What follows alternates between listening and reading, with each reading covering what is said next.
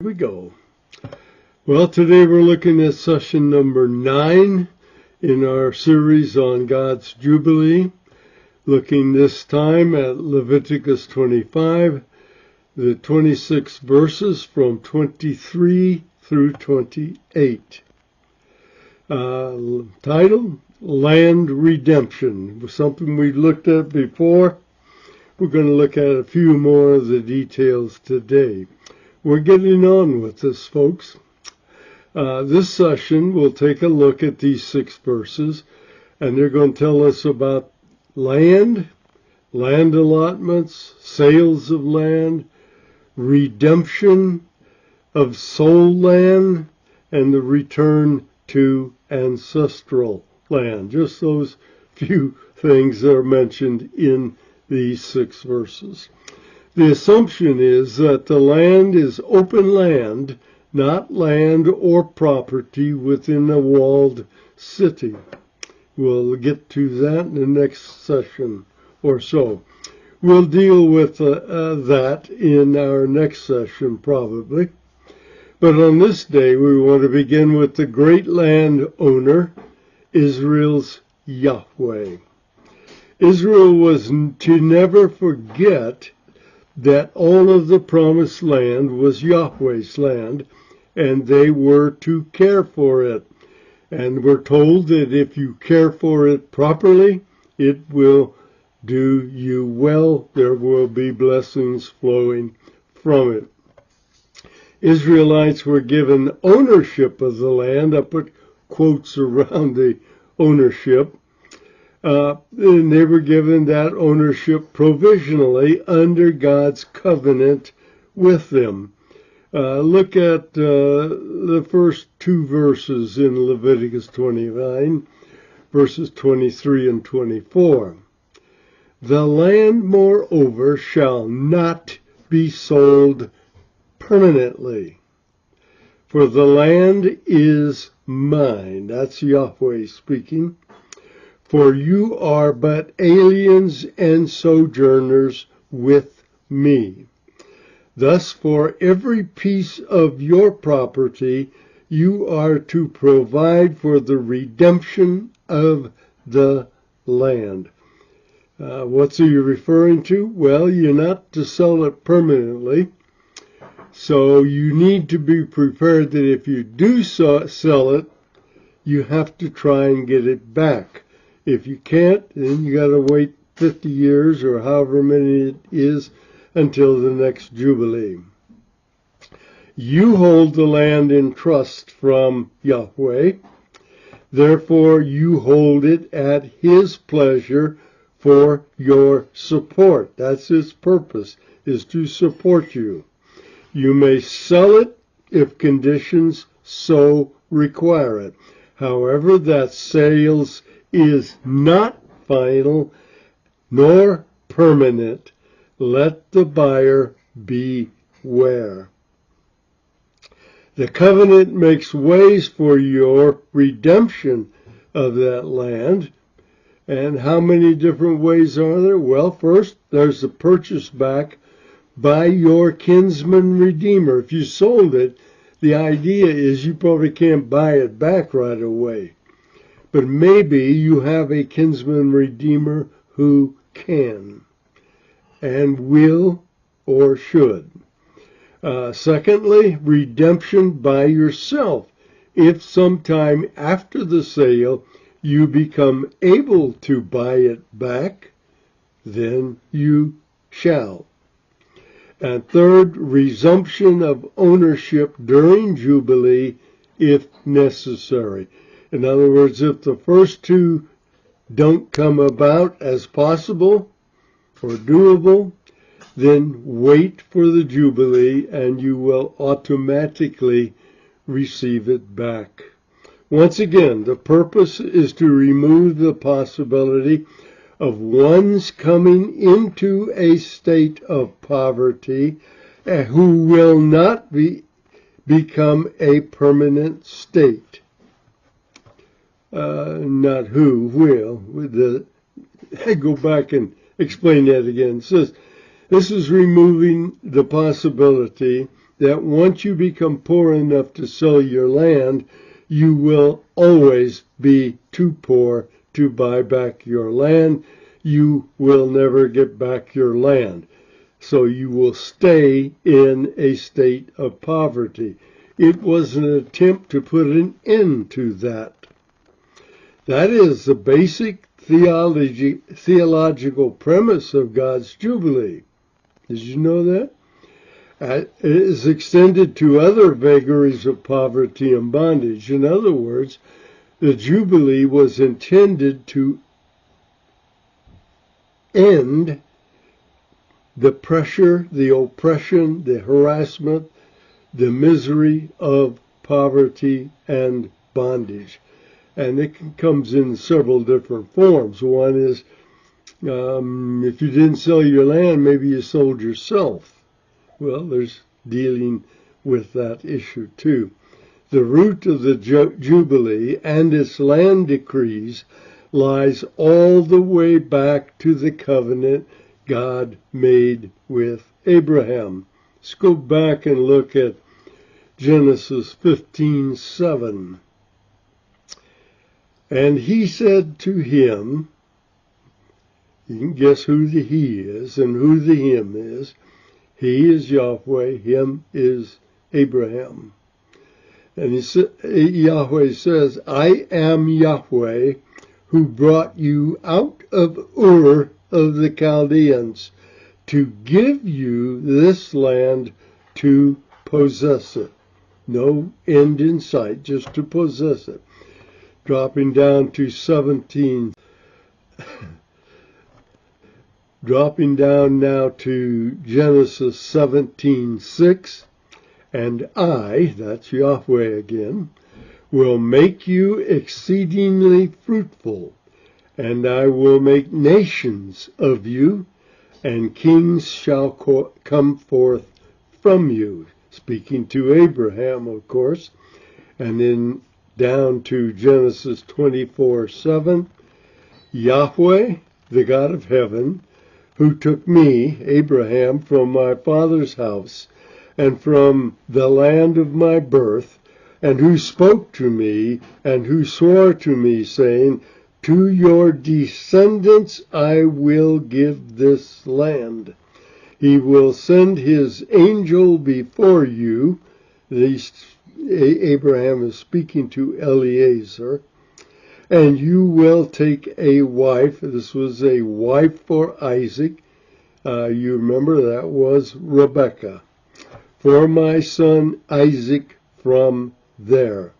So Abraham was preparing to send Eliezer to pick up a wife from Rebekah back in the land of Aram, a land from which Abraham had come he made a stop in Aram at Haran, and then came on to Canaan. So he's sending Isaac back there to get a wife for his son Isaac, a wife from his relatives. And Yahweh repeated his work, his words, and his intention with Israel, creating a long string leading to this point. So, long time from Abraham, but God has made that covenant continued through Isaac, then through Jacob, and on to Jacob's sons. Leviticus 20:24. Hence I have said to you, you are to, and he's speaking now to Israelites, you are to possess their land, that's the Canaanites' land. You are to possess their land, and I myself will give it to you to possess it. A land flowing with milk and honey, I am Yahweh, your God, who has separated you from the people, so the nations, or from the rest of the so-called Gentiles. And then in Leviticus 25:2, speak to the sons of Israel, God talking to Moses, I would judge here, and say to them, when you come into the land which I shall give you, then the land shall have a Sabbath to the Lord. So he says the land has got to have rest also. And then down in 25:38, which we haven't got to yet, I am Yahweh your God, who brought you out of the land of Egypt to give you the land of Canaan and to be your God. So all the way from Abraham until the entrance into Canaan and beyond, then we're talking about the allotments of land and so forth. And later, even after this particular time, when Jeremiah was foretelling Babylon's destruction of Jerusalem and the temple and the Babylonian captivity, he spoke of the redemption procedure among relatives. Look at Jeremiah 32, verses 7 to 12. Behold, Jeremiah 32, 7 to 12. Behold, Hanamel, the son of Shallum your uncle, is coming to you, saying, buy for yourself my field which is at Anathoth, for you have the right of redemption to buy it, according to the law. Then Hanamel, my uncle's son, came to me in the court of the guard, according to the word of Yahweh, and said to me, buy my field. Listen, this is exactly what God told him would happen. And said to me, buy my field, please, that is at Anathoth, which is in the land of Benjamin, Joseph's younger brother's tribe. For you have the right of possession, and the redemption is yours. Buy it for yourself. Then Jeremiah adds, then I knew that this was the word of Yahweh. And I bought the field which was at Anathoth from Hanamel, my uncle's son, and I weighed out the silver for him, 17 shekels of silver, and I signed the deed and sealed the deed and called in witnesses, and I weighed out the silver on the scales. I took the deeds of purchase, both a sealed copy containing the terms and conditions, and the open copy, and I gave the deed of purchase to Baruch, the son of Neriah, the son of Mahaziah. Baruch was, in essence, his, I forget the term now, but he's essentially Jeremiah's secretary. More than that, he said, so I gave it, the deed of purchase, to Baruch, in the sight of Hanamel, my uncle's son, in the sight of the witnesses who signed the deed of purchase, before all Jews who were sitting in the court of the guard. So plenty of witnesses to what he was doing. He was buying back a piece of land under the redemption principle. Now let's go back to Leviticus 25 and look at verses 25 through 28. If a fellow countryman of yours becomes so poor he has to sell part of his property, then his nearest kinsman, that's kinsman redeemer, is to come and buy back what his relative has sold.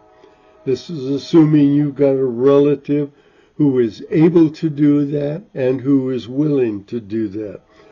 Or in case a man has no kinsman, I mean, it's possible, but so recovers his means as to find sufficient. Verse 27, then he shall calculate the year since its sale, and refund the balance, count the years, and refund the balance to the man to whom he sold it. Remember, if you've taken 5 years before you can redeem it, Then you subtract 5 years of crop value off the price he paid you, and you refund the rest to him. So if it was 20 years to Jubilee when he bought it, you buy it back 5 years later, you still owe him back as their sales price 15 years of crops. He bought it at a price of 20 years crops, but there's only 15 remain. He got to use it for those years. But if he has not found sufficient means, in other words, if even he doesn't have a near kinsman who can and will buy it back for him, he can't buy it back for himself, then what he has sold shall remain in the hands of its purchaser until the year of Jubilee. In the example I used, he has to wait another 15 years. But at the Jubilee, it shall revert. It's coming back to him that he may return to his property. So this guy had to wait 20 years total to get back to his land. He was off his land unless he had sold himself as a servant, of course, working the land. Thus, 3 possible means of redeeming and recovering the sold land. Kinsman redeemer purchases it.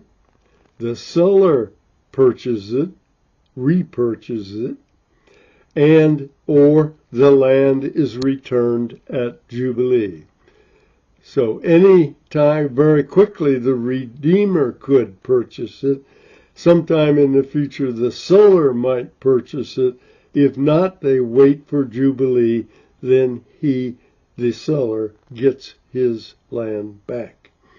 Yahweh was setting up a system under which obedience to the covenant would provide provision and freedom from both want and war.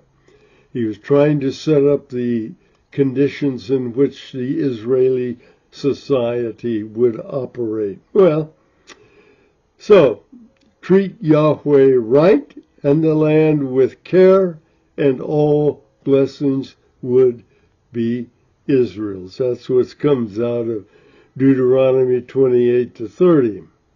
Blessings and cursings. Do what's right, and God will bless you coming, going, whatever, in whatever way, in whatever amount needed. So, next session, what are we going to do? Well, we're going to look at how Levites who received no inheritance in terms of land allotments, how they figure into the laws on